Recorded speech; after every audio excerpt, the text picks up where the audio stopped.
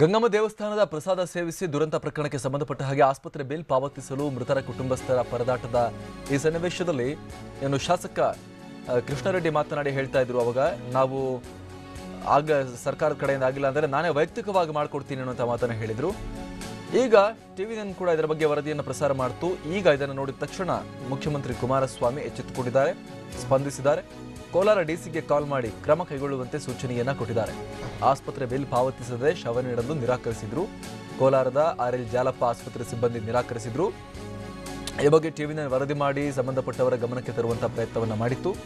ಈಗ ಟಿವಿ9 ವರದಿಯ ಬಳಿಕ ಆ ನೊಂದ ಜನಕ್ಕೆ ಒಂದು ರೀತಿ ಒಂದಕ್ಕೆ ಪರಿಹಾರ ಸಿಗೋ ರೀತಿ ಕಾಣಿಸ್ತಾ ಇದೆ. ಸ್ವತಃ ಮುಖ್ಯಮಂತ್ರಿಗಳೇ ಕಾಲ್ ಮಾಡಿ ಡಿಸಿಗೆ ಕ್ರಮ ಕೈಗೊಳ್ಳುವಂತೆ ಸೂಚನೆಯನ್ನು ಕೊಟ್ಟಿರೋದು ಒಂದು ಕಡೆ. ಮತ್ತೊಂದು ಕಡೆ ಸ್ವತಃ ಶಾಸಕ ಕೃಷ್ಣಾರೆಡ್ಡಿ ಅವರು ನಾನು ವೈಯಕ್ತಿಕವಾಗಿ ಎಲ್ಲೂ ಸಾಧ್ಯ ಆಗಿದ್ದಾರೆ, ನಾನು ವೈಯಕ್ತಿಕವಾಗಿ ದುಡ್ಡು ಕೊಟ್ಟು ಅದರ ಎಲ್ಲ ವ್ಯವಸ್ಥೆ ಮಾಡಿಕೊಡ್ತೀನಿ ಅನ್ನುವಂಥ ಭರವಸೆಯನ್ನು ಕೂಡ ಕೊಟ್ಟಿದ್ದಾರೆ.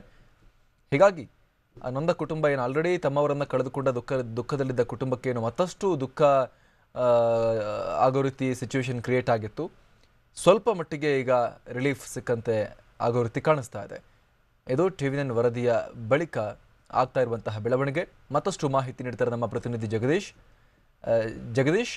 ಈಗ ಸ್ವತಃ ಮುಖ್ಯಮಂತ್ರಿಗಳು ಕೂಡ ಈ ಪ್ರಕರಣಕ್ಕೆ ಈಗ ರಿಯಾಕ್ಟ್ ಮಾಡಿದ್ದಾರೆ. ಈಗ ಹೌದು ಅಮರ್ ಪ್ರಸಾದ್, ಕೋಲಾರ್ನಲ್ಲಿರುವಂತಹ ಎಸ್ಎಲ್ ಜಾಲಪ್ಪ ಆಸ್ಪತ್ರೆ ಎದುರು ಮೃತರ ಸಂಬಂಧಿಕರೇನಂತಂದ್ರೆ ಕಣ್ಣೀರಿಟ್ಟಿರುವಂತದ್ದು. ಯಾಕಂದ್ರೆ ಆಸ್ಪತ್ರೆಯಲ್ಲಿ ಬಿಲ್ ಪಾವತಿ ಮಾಡೋದಕ್ಕಾಗದೇ ಇರೋ ನೆಲೆಯಲ್ಲಿ ಅಲ್ಲಿನ ವೈದ್ಯರು ಶವವನ್ನ ನೀಡೋದಕ್ಕೂ ಸಹಿತ ನಿರಾಕರಣೆ ಮಾಡಿದ್ರು. ಈ ಬಗ್ಗೆ ಸ್ವತಃ ಟಿವಿ9 ವರದಿಯನ್ನ ಸಹಿತ ಬಿತ್ತರಿಸಿತ್ತು. ಈ ಬಿತ್ತರಿಕೆ ಆದಂತಹ ಸಂದರ್ಭದಲ್ಲಿ ಸ್ವತಃ ಸಿಎಂ ಕುಮಾರಸ್ವಾಮಿ ಅವರೇ ಇದಕ್ಕೆ ಸ್ಪಂದನೆ ನೀಡಿರುವಂತದ್ದು. ವರದಿಯಿಂದ ಎಚ್ಚೆತ್ತುಕೊಂಡಿರುವಂತಹ ಸಿಎಂ ಕುಮಾರಸ್ವಾಮಿ ಅವರು ನೇರವಾಗಿ ಅಲ್ಲಿನ ಜಿಲ್ಲಾಧಿಕಾರಿಗಳಿಗೆ ಕರೆಯನ್ನ ಮಾಡ್ತಾರೆ. ಕರೆ ಮಾಡಿ ಅಲ್ಲಿ ಯಾವುದೇ ರೀತಿಯ ತೊಂದರೆಗಳಾಗಬಾರ್ದು, ಈ ಕೂಡಲೇ ಆ ಶವವನ್ನ ಸಂಬಂಧಿಕರಿಗೆ ನೀಡೋದಕ್ಕೆ ವ್ಯವಸ್ಥೆಯನ್ನ ಮಾಡಿಕೊಡಿ, ಇಂತಹ ಘಟನೆ ನಡೆಯೋದಕ್ಕೆ ಯಾವುದೇ ರೀತಿ ಆಸ್ಪದವನ್ನ ಕೊಡಬೇಡಿ ಅಂತ ಸ್ವತಃ ಡಿಸಿ ಅವರಿಗೆ ಹೇಳಿರುವಂತದ್ದು.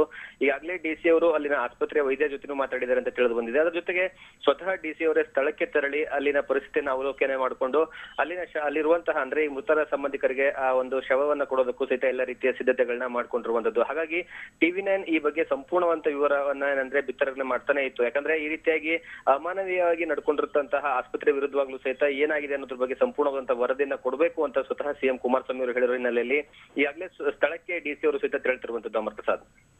Thank you Jagadish.